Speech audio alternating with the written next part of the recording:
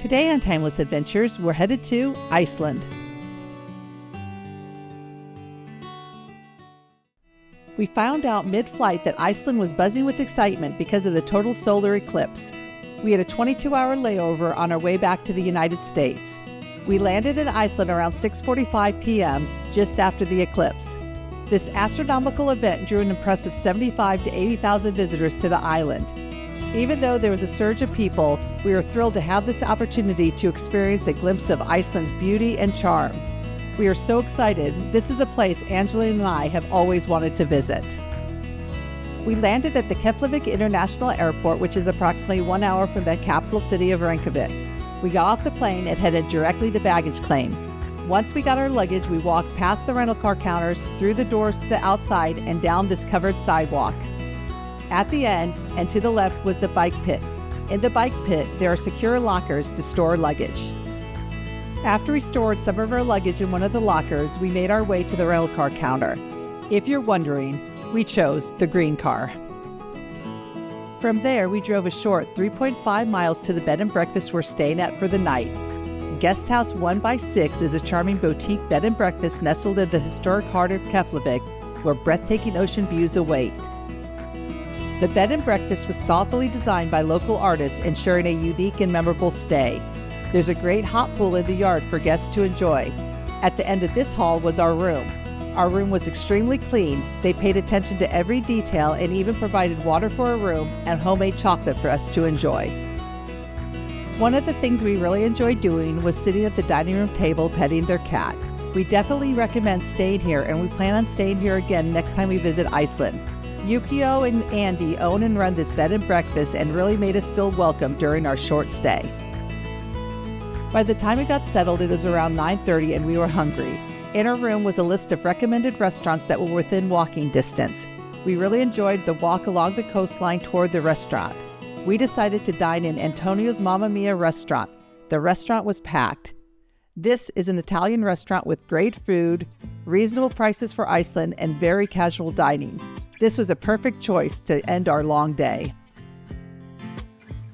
Walking back along the coastline, we passed this 20-foot bronze anchor monument erected in 1978 to honor lost and drowned fishermen. We also enjoyed this mural of a famous giant female troll found in a popular children's book series in Iceland. Once back, we went right to sleep. We're waking up at 4 a.m. to start our day. That gives us 9 hours before we have to be back at the airport. After leaving Guest House 1x6 at 4:30, we're making our way to Dyrholaey to catch a glimpse of the charming puffins, something Angelina and I have always longed to see. The town of Keflavik was founded in the 16th century as a fishing port and trading post. Today it's known for being home of Iceland's main international gateway.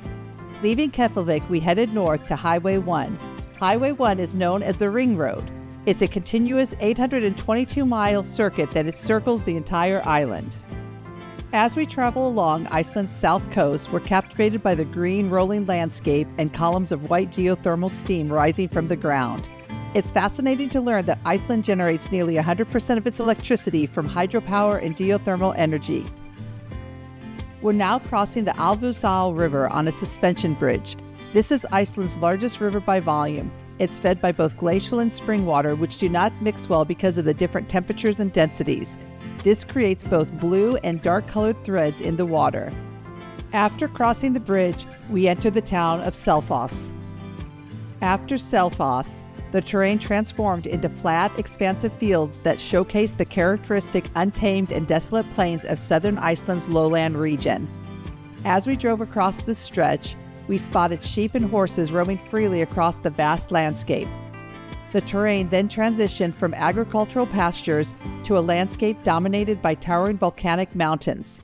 Unfortunately, as we drove across this area that morning, heavy clouds and thick fog shrouded the landscape, limiting our visibility. 132 miles from Keflavik, we took a right onto Route 218. Just down the road, we had the delightful opportunity to pause and admire the Icelandic sheep. These remarkable animals are direct descendants of primitive short-tailed sheep brought to Iceland by the Viking settlers in the 9th and 10th centuries. Thanks to strict isolation laws, the genetics of the Icelandic sheep have remained unchanged for over 1,100 years. solidifying their status as one of the oldest and purest domestic livestock breeds in the world. Continuing down this 4-mile side road, we drove across this isthmus. This isthmus connects the once volcanic island to the mainland. As we continued on, we turned right onto a narrow paved road that wound its way up to the top of the steep promontory. This picturesque route features switchbacks, hairpin turns, and no guardrails. Thankfully, the road was completely redone and paved in 2022, making for a smoother journey to the top. At the top, there was a small parking lot with a pay booth. It cost us about $6 to park. This was well worth the cost because of what we were about ready to see. We followed this trail around the dramatic black basalt promontory. It rises steeply out of the North Atlantic. We were mesmerized by the beauty of the black sand beaches down below. Its dark volcanic cliffs plunge nearly 400 feet into the sea. What makes this place even more special is this is one of the best areas in Iceland's southern coast to view the nesting Atlantic puffins. They nest in burrows that they dig into the soft grassy clifftop soil. It was incredible seeing the nesting puffins dotting the cliffside below. The puffins can be spotted here from May to mid-August as they arrive to breed and raise their chicks. After this brief period on land, they return to the open ocean for the remainder of the year, where they spend their time floating and diving for food. Their short, stiff wings are adapted for swimming underwater. They can dive 100 to 200 feet and stay submerged for around 20 to 30 seconds. Perched upon the remnants of this ancient volcanic crater sits a lighthouse.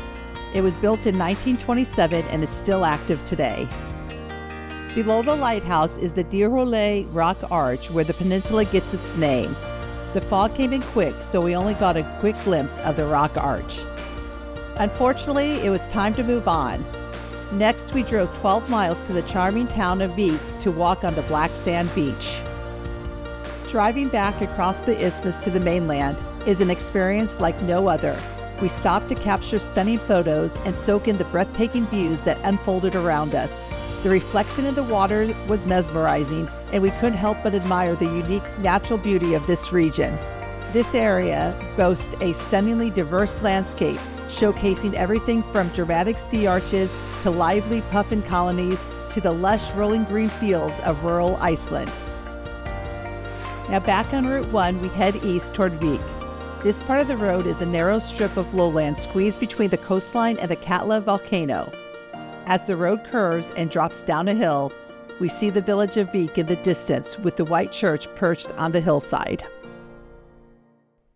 Vik is the southernmost village in Iceland, nestled in the shadow of the imposing Katla volcano, known as one of the country's most active and dangerous volcanoes. The village features a stunning black sand beach at its edge. We enjoyed a short walk along the shoreline. As we strolled, we marveled at the beauty of the crashing waves against the black sand, framed by the lush green cliffs in the background.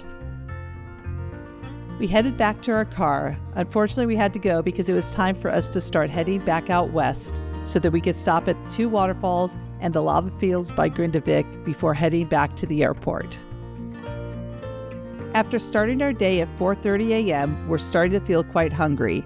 We're on the hunt for a little roadside crepe stand that we've heard so much about. Known for their delicious crepes, we can't wait to give them a try. The crepe stand is just off of Route 1 headed west out of Vik. It's a perfect way to refuel and enjoy a tasty treat during our adventure. They offer a delightful selection of both sweet and savory crepes. We are fortunate to arrive with no line, allowing us to walk right up to the stand. We learned that sometimes the wait could be up to 20 minutes, but we are in luck. Both Angela and I decided to indulge on one of their sweet crepes, and we had a great time watching them be made. We decided to get the crepes filled with Nutella, banana, and chocolate wafer cookies, making for a delicious treat. After getting our crepes, we sat at the picnic table to indulge on our delicious treat. The view around us was absolutely spectacular, adding to the enjoyment of our snack. This charming little shop turned out to be the perfect break on our adventure. The crepes were delicious, and we definitely recommend stopping. Once we filled our bellies, we headed to the first waterfall. Skógafoss Waterfall is just 22 miles down Route 1. This waterfall is roughly 200 feet tall and 82 feet wide. This is one of the most accessible major waterfalls in Iceland. Off of Route 1, a short turn-off road leads directly to a large parking lot right at the base of the falls. Once we parked, we made our way to the pay booth to take care of the parking fee. It cost us only around $8. Due to our time constraint, we decided to walk to the base of the waterfall rather than climb the 420 stairs to the viewpoint. An interesting fact is thousands of years ago, this waterfall was a former sea cliff as it marked the coastline of Iceland. Now, the Skóa River plunges straight down over the edge, creating a dramatic uniform curtain of falling water. This waterfall is one of Iceland's most powerful waterfalls because of the sheer volume of water pouring over the edge. The falls has an average flow rate of roughly around 880 cubic feet per second. This can increase significantly during spring snowmelt or after a heavy rain. This waterfall is fed by both glacial melt and mountain runoff. Angelina is going to take us to the base of the falls. The closer you get to the waterfall, the more you realize how powerful it is. As we reached the base, the roar became louder and more constant, amplified by the surrounding rock walls. Sorry. No, you're good.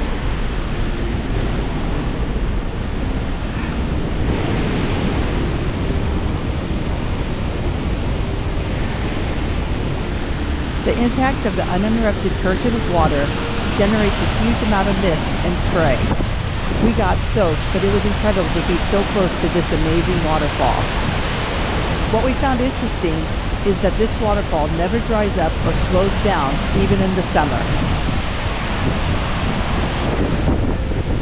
We truly enjoyed this short walk, and Angelina's face said it all.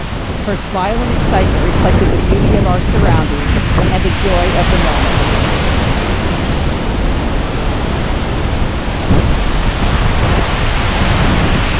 This is so cool. My shoes and my pants and my leggings are very, very, very wet.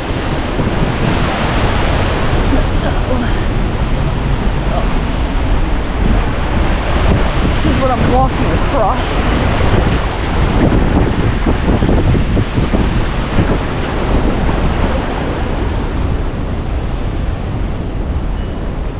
I'm not wearing the right shoes.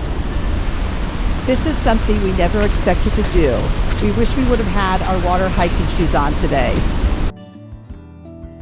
We spent about an hour taking pictures and exploring the area. This is another must-see place when visiting Iceland. We hopped back into the car and continued down the road, stopping next at Seljalandsfoss waterfall. I know many of my pronunciations aren't perfect, but Angelina and I had lots of laughs trying to tackle many of these Icelandic words. It was a fun challenge that added to our adventure. We enjoyed each other's company as we attempted to say them right. What makes this waterfall so special is the unique opportunity to walk behind it. However, the parking lot and waterfall were packed with people. Unfortunately, due to our time constraint, we could only admire this stunning waterfall from a distance.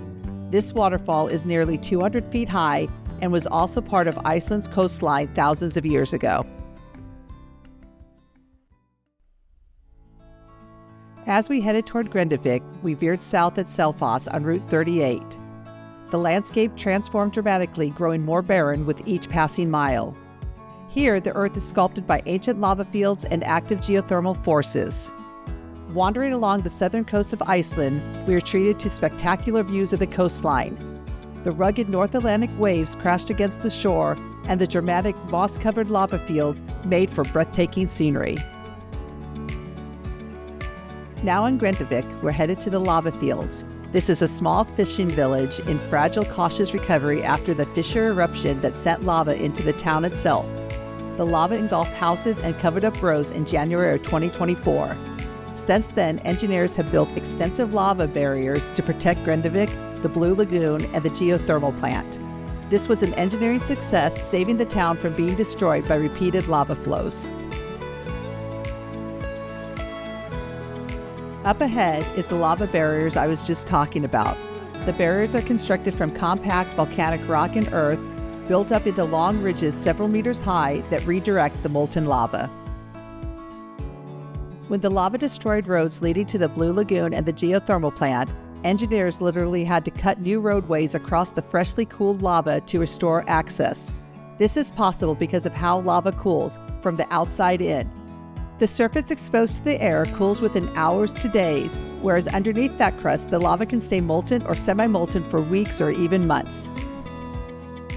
We stopped at this pull-off off of Route 43 on our way to the airport. This was a great place to stop and walk around the lava fields. This is one of the areas that the lava met the road and the road had to be rebuilt. After about 30 minutes of walking around the lava field, it's time to head to the airport. Our 22-hour layover is unfortunately coming to an end.